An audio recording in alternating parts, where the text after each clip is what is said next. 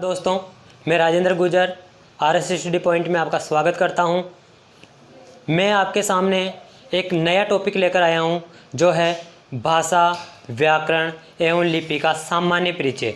क्योंकि जो भी हम व्याकरण पढ़ते हैं दोस्तों, वो व्याकरण का सबसे प्रारंभिक बिंदु होता है, वो यही होता है भाषा किसे कहते हैं, व्याकरण किसे कहते हैं, लिपि किसे कहते हैं। ये क्वेश्चन सबसे पहले जहन में उठता है। तो आज हम इसी टॉपिक को लेकर के चर्चा करने वाले हैं कि लिपि किसे कहते हैं, व्याकरण किसे कहते हैं, भाषा किसे कहते हैं। तो आइए हम चर्चा करते हैं भाषा, व्याकरण एवं लिपि। भाषा, व्याकरण एवं लिपि का सामान्य परिचय। सामान्य परिचय का मतलब नॉर्मल साधारण सा परिचय कि होते क्या है। ठीक है दोस्तों, सबसे पहले हमारे पास इसमें भाषा है, दूसरी व्याकरण आई है, फिर आई है लिपि। तीनों की चर्चा हम इस टॉपिक पे करने वाले हैं। तीनों, एक तो भाषा है हमारे पास, व्याकरण है और लिपि है। ठीक है दोस्तों, तो भाषा सबसे पहले मैं अगर चर्चा करूं कि भाषा क्या है, भाषा क्या है, ये क्वेश्चन सबसे पहले हमारे जहन में उठता है। भाषा क्या है? तो भाषा का देखिए दोस्तों, भाषा का अगर हमें चर्चा करूँ भाषा पे, तो ये भाषा जो है भास धातु से बना है। अब बात आती है कि धातु क्या होती है। भाई मैं चर्चा करा कि भाषा जो है भास धातु से बना है, तो धातु होती क्या है दोस्तों? ये मूल भाषा या फिर संस्कृत जो है, संस्कृत भाषा में होती है।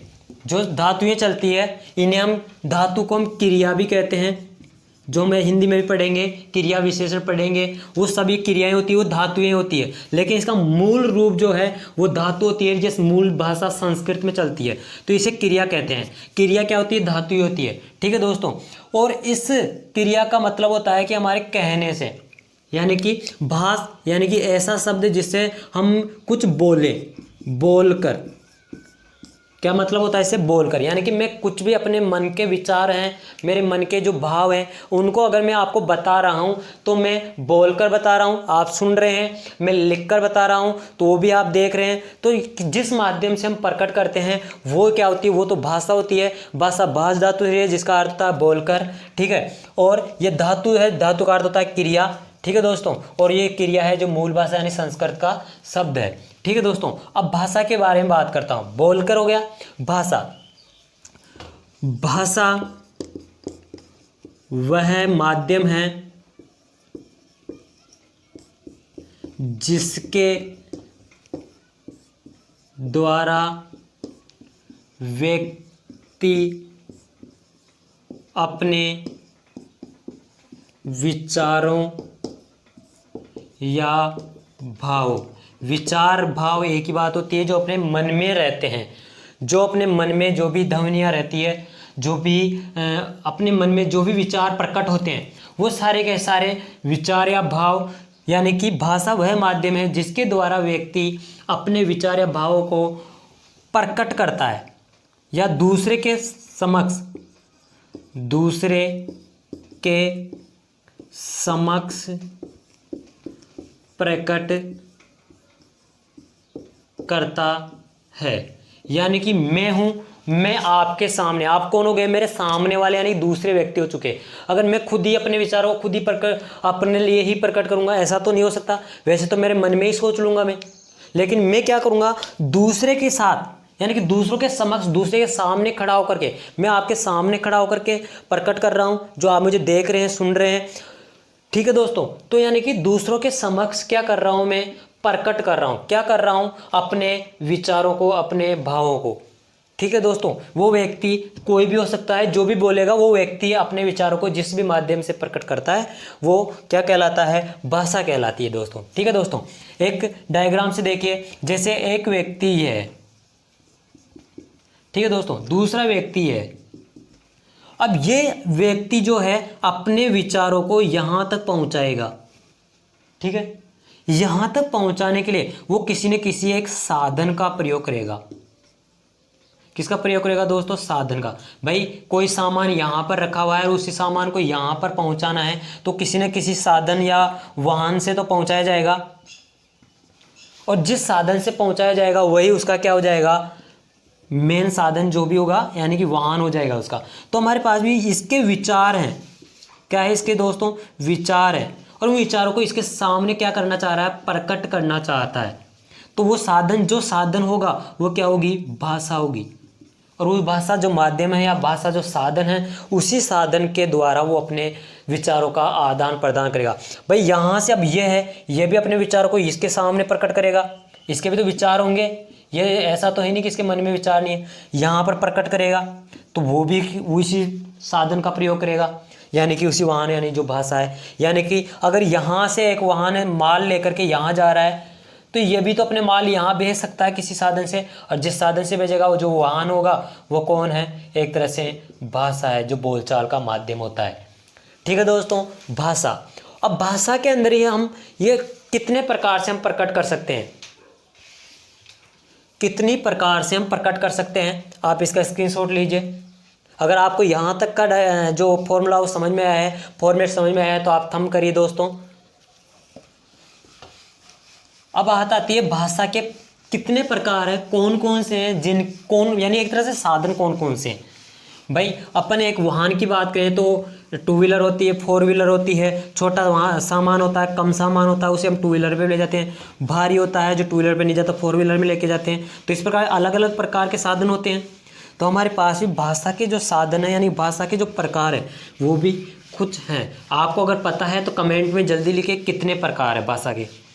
अगर आपको पता है कि भाषा के कितने प्रकार होते हैं तो आप जल्दी ही क्या करें, कमेंट बॉक्स में लिखें कि कितने प्रकार होते हैं। 3 प्रकार होते हैं दोस्तों। कितने होते हैं? 3 प्रकार होते हैं। अगर मैं पहले प्रकार की बात करूं तो पहला प्रकार हमारे पास आता है मौखिक। ठीक है दोस्तों, मौखिक की चर्चा करते हैं। दूसरा प्रकार की बात करूं मैं तो दूसरा आता है हमारे पास लिखित। तीसरे प्रकार की बात करूं दोस्तों, वो आता है सांकेतिक। ठीक है दोस्तों, ये 3 प्रकार आपके सामने आ चुके हैं। ठीक है दोस्तों, अभी तीनों ही प्रकार जो है हमारा एक साधन है, जो भी अपने मन के अंदर जो विचार होते हैं उन विचारों को प्रकट करने का एक माध्यम है, एक साधन है। यानी कि मेरे अंदर जो भी ध्वन्यात्मक अध्वन्यात्मक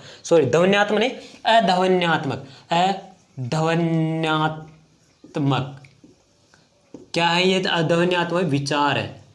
इन विचारों को ध्वनि देंगे ये। मैंने आपको वर्ण विचार में पढ़ाया था कि एक तो ध्वनि होती है, सबसे छोटी इकाई जो मौखिक होती है। क्या होती है दोस्तों? मौखिक होती है। वही रूप हमारे यहाँ आ चुका। एक सबसे छोटी इकाई जो होती है वर्ण होती है। वर्ण होती है वो क्या होती थी? लिखित रूप होता था। क्या दोस्तों क्या होता था? लिखित रूप होता, जो भी आ चुका यहाँ पर आ चुका। और ये भी एक लिखित ही रूप होगा, लेकिन ये चिन्हों में होगा। ठीक है, तो हमारे पास अ का मतलब क्या हो गया, यानी कि अ का हमेशा मतलब लिया जाता नहीं। ध्वनि का मतलब होता है ध्वनि, और आत्मिक का मतलब होता है आत्मा। यानी कि जो भी विचार आपकी आत्मा में है, क्या है वो आत्मा में? एक ध्वनि है, लेकिन वो ध्वनि क्या नहीं हो रही? प्रकट नहीं हो रही। आपकी आत्मा में क्या है? कुछ विचार है, अध्वनि है, अभी ध्वनि नहीं मिली है उनको। ध्वनि मिलते ही तो वो आपके सामने आ जाएंगे। वो ध्वनि मिलते ही तो वो क्या आ जाएंगे? आपके सामने आ जाएंगे। इसलिए वो क्या है? अध्वनि है। अभी उनमें कोई भी ध्वनि नहीं है। और वो क्या है जो अध्वन्यात्मक? वो भाव है या विचार है। क्या है दोस्तों? भाव या विचार है। ठीक है दोस्तों, समझ में आया? तो हमारे मन में क्या क्या है? एक अध्वन्यात्मक विचार है। अध्वन्यात्मक क्या है दोस्तों? विचार है। अब उनको हम 3 प्रकार से अपने विचारों को प्रकट करते हैं, बाहर निकालते हैं। पहला प्रकार है मौखिक। हम कह सकते हैं व्यक्ति अपने भावों या विचारों को बोलकर विचारों को बोलकर प्रकट करता है। यानी कि मैंने कभी इसका एक अर्थ बताया था, नहीं का मतलब नहीं, और ध्वन्यात्मक का मतलब ध्वनि, और आत्मक का मतलब आत्मा। यानी कि आत्मा में जो ध्वनि है वो कैसी है? नहीं है। क्या है? नहीं है। ठीक है दोस्तों, यानी कि क्या है, हमारे अंदर क्या है कि जो आत्मा में जो भाव है, विचार है, उनको ध्वनि नहीं मिली है, नहीं मिली अभी तक। अब यहाँ क्या किया है हमने, एक व्यक्ति है, कोई भी, आप हो, मैं हूँ, अपने जो मन में भाव या विचार थे जो जिनको ध्वनि नहीं मिली हुई थी, उनको क्या कर रहे हैं? बोल रहे हैं, और बोल करके प्रकट कर रहे हैं। मतलब क्या दे दी उनको? अब यहाँ पर ध्वनि दे दी दोस्तों। क्या दे दी गई? ध्वनि दे दी गई। यानी पहला माध्यम, यानी कि हमारे मन में जो भी विचार और भाव जो है जिनको ध्वनि नहीं मिली है, शांत पड़े हुए हैं, लेकिन हम उनको क्या कर रहे हैं? बाहर निकालना चाह रहे हैं। तो पहला प्रकार हमारे पास आता मौखिक, और मौखिक को हम किससे निकालेंगे? बोलकर। मतलब एक ध्वनि देंगे। जो पहली ध्वनि मैंने पढ़ाई थी दोस्तों, सबसे छोटी इकाई ध्वनि थी मौखिक रूप से, और वो मौखिक रूप हमारा यहाँ पर आ चुका। सबसे छोटी इकाई थी जो, यानी कि बोल करके हम प्रकट कर सकते हैं। दूसरा रूप आता है, यानी कि मैं सिर्फ बोलूँगा इसमें, मौखिक में सिर्फ बोल करके ही, जैसे कि मैं यहाँ कुछ नहीं लिखूँ, मैं आपको समझाता जा रहा हूँ, सिर्फ बोल करके समझाता जाऊँ। ठीक है दोस्तों, तो वो मौखिक है सिर्फ, लेकिन बोल करके ही समझाऊँ हर बात। कोई ज़रूरी नहीं कि बोल के समझ में आए। कई चीज़ें ऐसी भी होती है, कई टॉपिक्स ऐसे भी होते हैं जिनको हमें लिख करके प्लस बोल कर दोनों करके समझाना पड़ता है। और कई तो ऐसे भी होते हैं जो संकेत यानी कि चित्र वगैरह बना करके भी हमें क्या करना पड़ता है? प्रयोग करना पड़ता है, नहीं समझाना पड़ता है। तीनों का प्रयोग करना पड़ता है। यानी कि मैं बोल करके समझा रहा हूँ, वो सिर्फ क्या है? मौखिक है। अब दूसरा, व्यक्ति, कुछ नहीं चेंज करना, सब सेम रहेगा। व्यक्ति अपने भावों या विचारों को, सेम आ रही दोस्तों, सिर्फ मौखिक को क्या किया था? बोला था। इसको क्या करेंगे? लिखकर प्रकट करता है। अब उसको तो क्या करा था? बोला था दोस्तों। इसको क्या कर रहा है? लिख रहा है। जैसे मैं क्या कर रहा हूँ? मैं इन दो का प्रयोग कर रहा हूँ अभी। पहला तो बोल भी रहा हूँ, दूसरा लिख भी रहा हूँ। यानी कि मेरे अंदर जो भी विचार हैं, यानी मैं उन्हें आप तक पहुँचाने की कोशिश कर रहा हूँ। और वो एक माध्यम है, कौन सा? मौखिक, जिससे बोल रहा हूँ। दूसरा माध्यम में लिखित का प्रयोग कर रहा हूँ। मतलब मेरे अंदर जो भी विचार हैं, भाव है, विचार है, उनको मैं लिख भी रहा हूँ और बोल भी रहा हूँ, और दोनों ही माध्यम से उनको क्या दे रहा हूँ दोस्तों? यहाँ पर तो बोला तो ध्वनि निकल रही है, लिख रहा हूँ तो क्या लिख रहा हूँ? वर्ण लिख रहा हूँ दोस्तों। एक लिपि लिख रहा हूँ दोस्तों। क्या लिख रहा हूँ? एक लिपि लिख रहा हूँ, एक वर्ण लिख रहा हूँ। यानी कि मैं इसको रूप दूंगा तो वर्ण के रूप में, लिपि के रूप में दूंगा, बोलूंगा तो एक ध्वनि के रूप में। मैंने कहा था, यहाँ पर अपन ने पढ़ा था, वर्ण लिखित रूप से सबसे छोटी इकाई थी। मतलब लिखूंगा तब वर्ण होगी, बोलूंगा तब ध्वनि होगी। यहाँ पर मैंने बोला है तो ध्वनि आई, यहाँ मैंने लिखा है तो वर्ण आई है। ठीक है दोस्तों, तो दूसरा माध्यम हमारे सामने आ चुका है कि लिखित रूप से सबसे छोटी इकाई है, तो वो तो क्या था? वर्ण है। ठीक है दोस्तों, और व्यक्ति लिखित रूप से ही हमारे क्या करता है? विचारों को या भावों को, जो भी हमारे मन में उपस्थित रहते हैं, क्या अध्वन्यात्मक, उनको प्रकट करता है, वो होती है लिखित। ठीक है दोस्तों, अब आता हमारे पास तीसरा, व्यक्ति। इसमें भी थोड़ा सा चेंज होगा, कुछ नहीं होगा। व्यक्ति अपने भावों को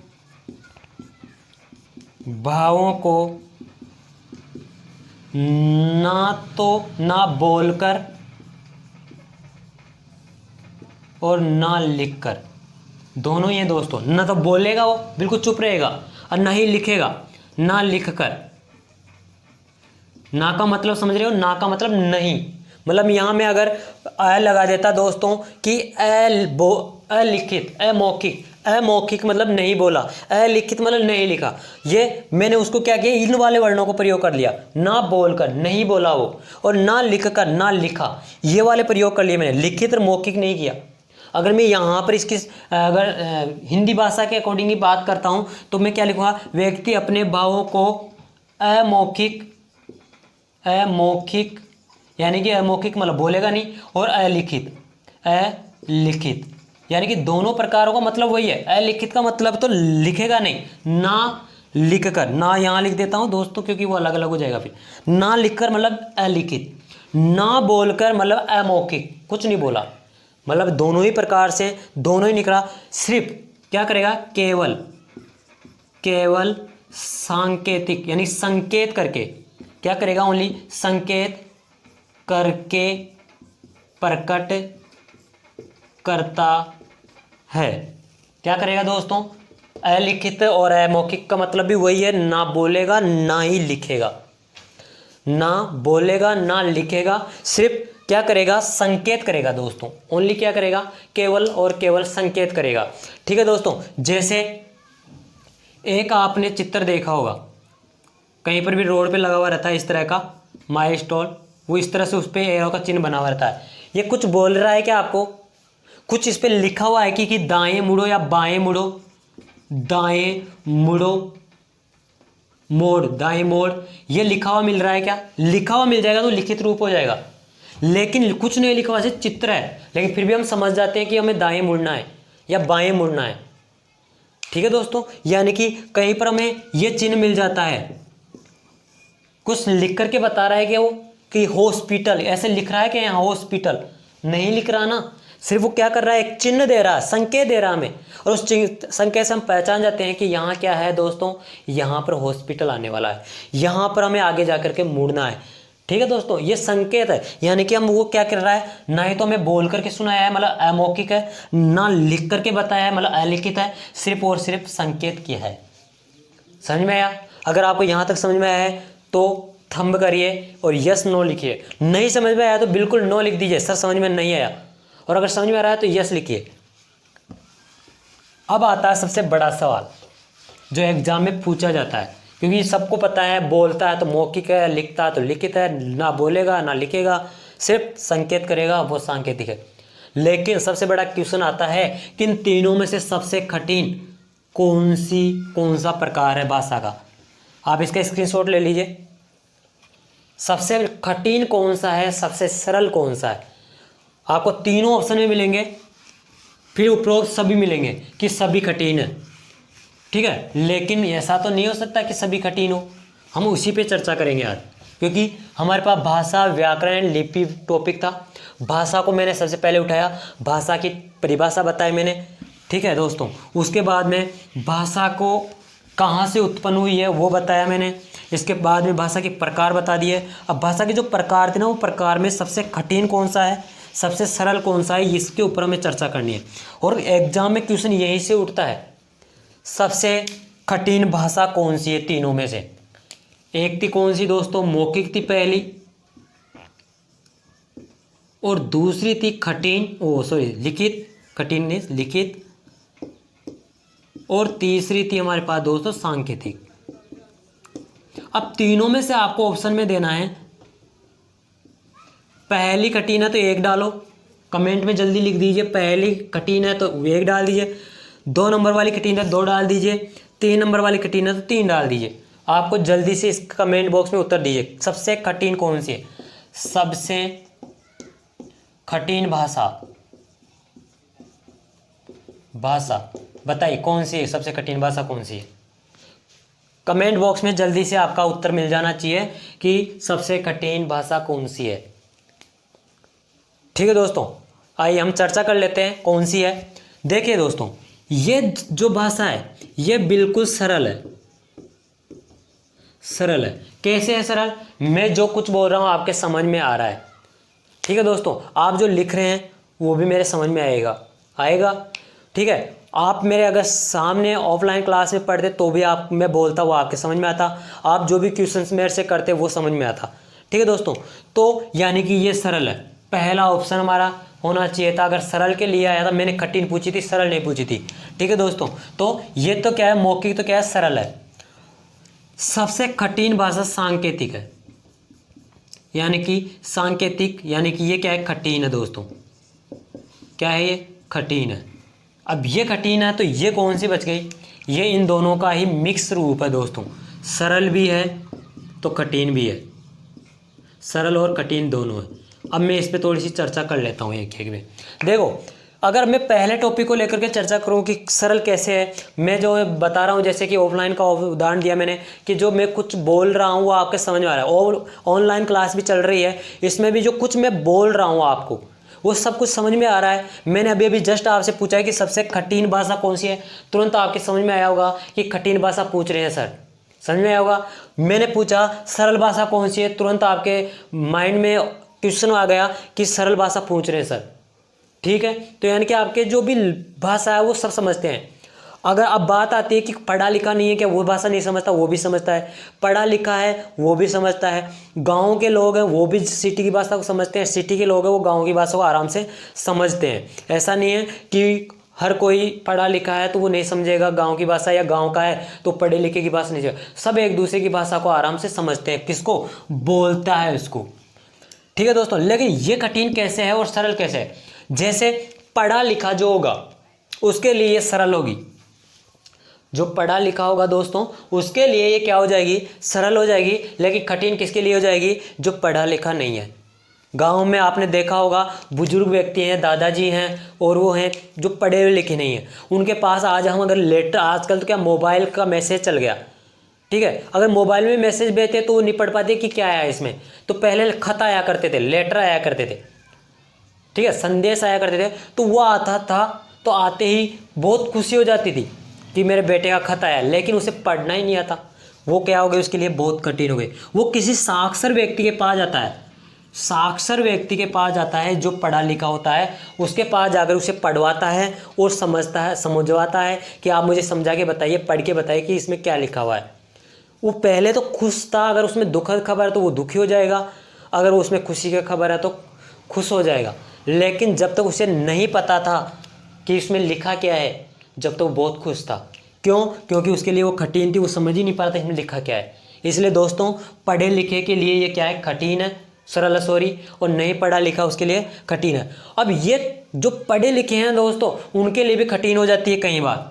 जैसे मैं हूँ, ठीक है दोस्तों, अब मैं यहाँ पर हिंदी पढ़ा सकता हूँ, संस्कृत पढ़ा सकता हूँ, अदर सब इंडिया में चलने वाले सारे सब्जेक्ट पढ़ा सकता हूँ, लेकिन उर्दू मेरे को नहीं आती। उर्दू पता नहीं पीछे से लिखी जाती है, वो मेरे लिए क्या है, लिखित रूप ही तो है, लेकिन क्या हो जाएगी, कठिन हो जाएगी। तो जरूरी नहीं है कि वो हर किसी पढ़े लिखे के लिए भी सरल हो, क्योंकि हर किसी के लिए जो भाषा होती है वो सरल भी है, कठिन भी, कौन सी, लिखित। वो पढ़े लिखे के लिए भी है और जो पढ़ा लिखा नहीं है, कम पढ़ा लिखा है, उसके लिए भी। इसलिए इसको दोस्तों सरल भी बताया तो कठिन भी बताया। ये समझ में आया होगा आपको दोनों कॉन्सेप्ट। अगर आपको ये दोनों अच्छे से समझ में आए हो तो आप मुझे ओके लिखिए। पहली सरल, क्योंकि जो कुछ बोलता है चाहे से वो कैसा भी बोल रहा है आराम से समझ में आ जाती है। दूसरी सरल कठिन, क्योंकि क्या है, क्योंकि ये बहुत ही ईजी भी होती है, कठिन भी होती है। आप मुझे इस चैनल को लाइक करिए, सब्सक्राइब करिए और ज़्यादा से ज़्यादा शेयर करिए, ताकि और भी दोस्तों को मैं इतना अच्छा पढ़ा रहा हूँ, आपको दोस्तों को भी लाभ मिल सके। अगर आपको लग रहा है कि मैं वाकई में सही पढ़ा रहा हूँ तो आप ही लाभ मिल लीजिए, अपने दोस्तों को भी शेयर करिए, उनको भी क्या मिलेगा, लाभ मिलेगा इस कक्षा का, ठीक है दोस्तों। और आप चैनल को लाइक और सब्सक्राइब करना बिल्कुल भी नहीं भूलें, क्योंकि मैं इसी तरह आपके लिए बैक टू बैक क्लासेस लेके आ रहा हूँ और आपको उसका लाभ मिलता रहेगा। लेकिन आपको पता कब चलेगा, जब आप बेल आइकन को भी प्रेस करेंगे, ठीक है दोस्तों। तो अब आप चर्चा करते हैं, पहली दूसरी पे कर चुके, तीसरे टॉपिक पे चर्चा करते हैं। सांकेतिक भाषा बहुत कठिन होती है, रियल में कठिन होती है। देखो दोस्तों, मैं खेलने जाता था तब, तो पापा जी बाहर नहीं निकलने देते थे, तो मैं क्या करता था, अपने दोस्तों को बता दिया करता था कि आप कुछ नहीं करना, मैं जो खिड़की है मेरे कमरे की, उसके पास आगे 2 ताली बजा देना, मैं बाहर आ जाऊंगा और खेलने चलेंगे। तो मेरे दोस्त क्या करते थे, गेट के पास आकर के 2 ताली, डेली 2 ताली बजाएंगे तो पापा समझ आएंगे कि डेली 2 ताली बजते ही बच्चा निकल जाता है। लेकिन मैं डेली हम नहीं अलग चेंज कर लेते थे संकेत, कि आज 2 ताली बजानी है, कल कुछ और करना है, कल सीटी बजानी है, जो भी है वो चेंज कर लेते थे। तो उससे क्या, वो संकेत सिर्फ मैं समझ पाता था और व्यक्ति कोई नहीं समझते थे। तो देखो दोस्तों, मैं कई बार ताली बजाने वाला हूँ, देखना। पहली बार ताली हम क्या कर रहे हैं, कोई समारोह है, स्कूल का कोई गणतंत्र दिवस मना रहे हैं, स्वतंत्रता दिवस मना रहे हैं, शादी समारोह है, कोई कवि सम्मेलन चल रहा है, कहीं पर भी कोई भजन संध्या चल रही है, तो वहाँ पर हम क्या करते हैं, बहुत खुशी से क्या करते हैं, ताली बजाते हैं। वहाँ पर कहा जाता है कि ताली बजाइए, नहीं कहा जाता। लेकिन अपने मन में एक खुशी होती है और हम क्या करते हैं, बहुत अच्छा लगता है, आनंद आता है तो हम खुद ही ताली बजा देते हैं। पहली बार ताली बजाई, सिर्फ उसको हम समझे हैं, कोई नहीं समझा। क्यों? क्योंकि अपन को आनंद आया इसलिए बजाई ना। अपने पास में बैठा उसको थोड़ी पता है कि ताली क्यों बजा रहा है। ठीक है दोस्तों, दूसरी बार ताली बजाता हूँ अब मैं। दूसरी बार ताली जैसे कि अपन कहीं रास्ते में चल रहे होते हैं, अचानक से कोई गाड़ी वाला कट मार जाता है या कुत्ता बिल्ली जो है रास्ते में अचानक से निकल जाती है, तो क्या कर देते हैं, ताली बजा देते हैं। ओ माय गॉड, बजा देते हैं। तो वहाँ पर भी हमें आश्चर्यचकित होकर के ताली बजाते हैं, लेकिन पास में होता है उसको नहीं पता होता है कि ताली क्यों बजाए, क्यों अपन को पता है क्यों बजाए, इसलिए उनके लिए समझना कठिन हो जाता है। तीसरी बार ताली बजा रहा हूँ। तीसरी बार दोस्तों आपको बता चुका हूँ कि हम कहीं पर जा रहे होते हैं तो हम क्या करते हैं कि किसी को बुलाना हो, किसी को संकेत देना हो, ठीक है दोस्तों, तो वहाँ पर भी हम ताली बजा करके संकेत कर सकते हैं। किसी को हम दूर खड़ा है वो नहीं सुन रहा है तो हम आवाज़ दे के थक गए तो कई बार हम ताली बजाने लग जाते हैं। ताली बजाते वो देखता है कि क्या हो गया इधर, तो वहाँ पर वो क्या कर लेता है, हमको समझ लेता है कि ये ताली बजा करके कुछ अपन को अट्रैक्टिव कर रहा है, अपनी ओर खींच रहा है। ठीक है दोस्तों, तो सांकेतिक इसीलिए कठिन होती है। अब दोस्तों आप नहीं पूछ रहे लेकिन क्वेश्चन हमारे पास जहन में ये जरूर उठ जाता है कि संकेत, एक हम चल रहे होते हैं पैदल पैदल, तो हमारे पास क्या होता है, पीछे से गाड़ी हॉर्न मारती है। क्या करती है, हॉर्न मारती है। अब वो किस में आएगा, उसमें आवाज़ भी आती है कि, और एक संकेत भी देता है कि आप हटिए। तो क्या वो मौखिक में आएगा क्योंकि ध्वनि आ रही है, और संकेत भी आ रहा है कि आप साइड में हटिए। तो बताइए किस में माना जाएगा उसे, 1 नंबर में या 3 नंबर में? 2 में तो आएगा नहीं क्योंकि लिखित तो आ नहीं रहा हो। जल्दी से कमेंट बॉक्स, क्योंकि मुझे आप जितना ज़्यादा कमेंट करेंगे मुझे उतना ही ज़्यादा हौसला मिलेगा कि हाँ मैं कुछ अच्छा कर रहा हूँ, अच्छा पढ़ा रहा हूँ। ठीक है दोस्तों, देखिए ये आपके पास सांकेतिक में ही आएगा। रीज़न बता देता हूँ, क्योंकि उसकी भाषा आपको समझ में आ रही है क्या? वो बोल रहा है क्या, साइड में हटो, साइड में हटो, साइड में हटो, नहीं बोल रहा ना, सिर्फ पी पी पी पी की आवाज़ आ रही है, मतलब हमें स्पष्ट ध्वनि समझ में नहीं आ रही वो क्या कहना चाह रहा है।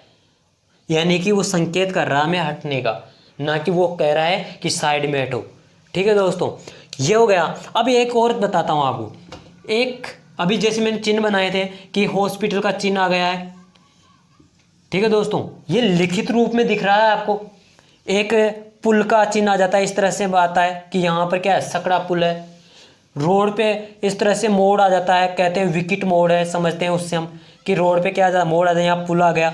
ये संकेत तो दे रहे हैं हमें कि यहाँ पर हॉस्पिटल आने वाला है, यहाँ पर क्या आने वाला है, सकड़ा पुल आने वाला है, यहाँ पर क्या आने वाला है, सड़क पे मोड़ आने वाला है। लेकिन वो कह रहा है क्या ये कि यहाँ हॉस्पिटल लिखा हुआ मिल रहा है क्या, या हमको बोल के बता रहा है कि हॉस्पिटल है, हॉस्पिटल है, नहीं बता रहा ना। तो यानी कि ये भी हमारे किस में आएंगे, संकेत में आएंगे। दोस्तों समझ में आया तीनों का अलग अलग कॉन्सेप्ट, कि संकेत किसे कहते हैं, मौखिक किसे कहते हैं, लिखित किसे कहते हैं। यही एग्जाम पूछा जाता है, कोई भी चिन्ह दे देता है। अभी इस बार 10th बोर्ड के एग्जाम की चर्चा कर लो अगर में, तो वहां पर आपको चिन्ह आए हैं और चिन्हों से पूछा गया है निम्न चिन्हों के नीचे लिखिए को किसके चिन्ह, संकेत दिए गए।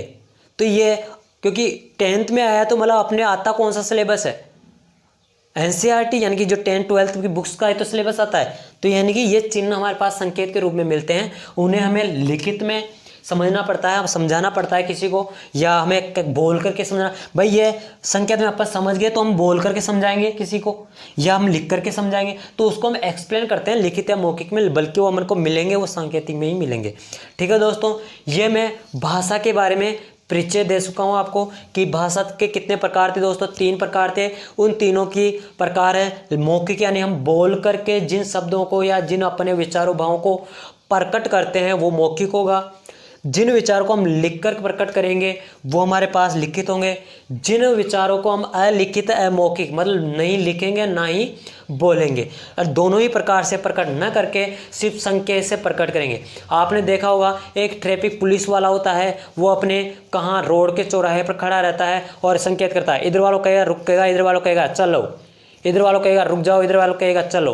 वो संकेत करता है। अगर वो चिल्लाएगा, चिल्ला चिल्ला के थक जाएगा, बोल बोल के थक जाएगा, तभी उसकी कोई नहीं सुनने वाला वहाँ पर। लेकिन उसके एक इशारे को समझ जाते हैं कि वो रुकने के लिए कह रहा है और इधर वालों को चलने के लिए कह रहा है। वो ट्रैफिक पुलिस वाला कौन सी भाषा का प्रयोग करता है। अभी एक एग्जाम में पूछा गया था कि ट्रैफिक पुलिस कौन सी भाषा का प्रयोग करता है। ट्रैफिक पुलिस जो होती है वो कौन सी भाषा का प्रयोग करती है? वो बोल बोल के चिल्ला चिल्ला के तो बोलती नहीं है, ना ही वो लिख करके बताती है किसी को, यहाँ अपने यहाँ लटकाती है कि अब चलो रापट हो। ये वो क्या करती है? संकेत करती है, रुक जाओ चलो, उनको कहता है रुक जाओ आप चलो, ऐसे। तो वो संकेत करती है, यही क्वेश्चन। तो वो इसी तरह से क्वेश्चन बनते हैं। ठीक है दोस्तों, आप स्क्रीनशॉट ले लीजिए इसका।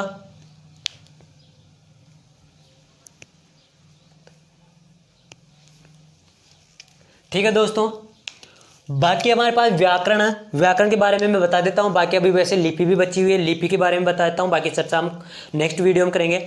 व्याकरण क्या होती है? व्याकरण जो हम भाषा पढ़ रहे हैं इसका परिष्कृत रूप है, यानी कि जो अशुद्धियाँ हो जाती हैं हमसे लिखने में, बोलने में, उन सबको क्या करती है? अशुद्ध करने का, एक परिष्कृत करना, परिमार्जित करना, यानी कि शुद्ध करने का जो माध्यम होता है वो व्याकरण होती है। लिपि की बात करूं अगर मैं, लिपि क्या होती है दोस्तों? लिपि में ये जो जितनी भी बात ये लिखा हो ना शब्द, ये सब लिपि में लिखे हुए हैं। और हिंदी होती है वो देवनागरी लिपि में लिखी होती है। पंजाबी होती है वो कौन सी में लिखी होती है? गुरुमुखी में लिखी होती है। अंग्रेजी होती है रोमन में लिखी होती है।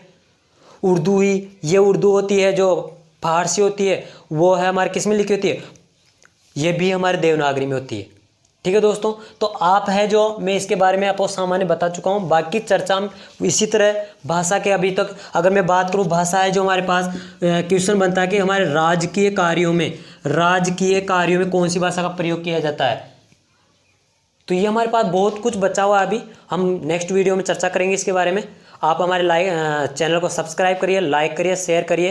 ठीक है दोस्तों, धन्यवाद।